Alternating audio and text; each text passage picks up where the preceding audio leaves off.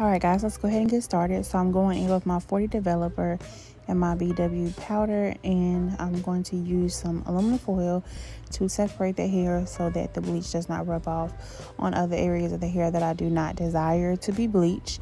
So I'm going in and doing the highlights with the loop in, loop out method. If you don't have the cap, this is the next best process that I like to use to highlight your hair. So with the hair that you have looped out, you are going to apply the mixture of the developer and the powder together and apply that onto the desired area that you want to highlight.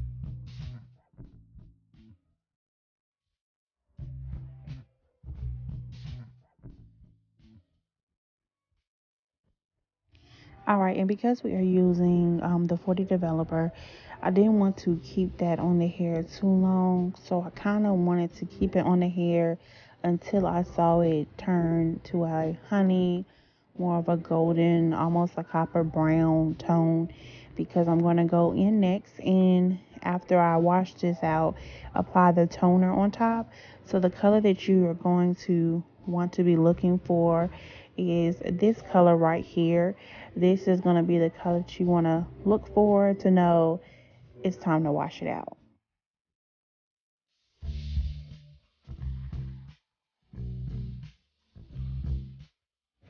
All right, so for the toning process, I'm going to go in with my T18 Wella Color Developer, not developer, but toner. And I'm going back in with about 40 developer, and I'm going to mix that in with the mixing bowl. It's going to be a liquid paste, but once you add a developer, it's going to get really almost like a gelatin feel. And so what I'm doing is going back in with the in out method and just trying to grab. Now this is harder when you're not using a cap, because you have to go back in and try your best to separate the pieces that you did highlight, just to make sure that you're not toning any pieces that are not needed. So definitely I would advise anyone, if you can use a cap, use a cap. If not, then this is the next best thing. But I'm going in and just getting the desired hair that I want to tone, that I already went in and highlighted. And again, we're using aluminum foil to help separate the hair, and I'm just applying the product onto the highlighted hair, and it will come on blue, guys. That just lets you know that it's been activated. So just apply that on the hair, and I let that sit on there for about a good 10-15 minutes.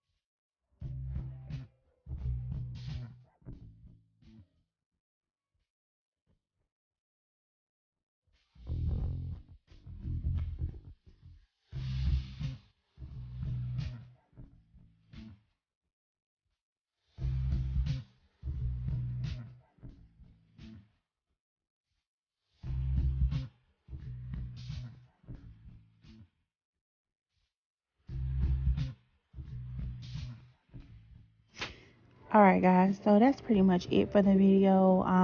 I did not record me washing or styling the hair.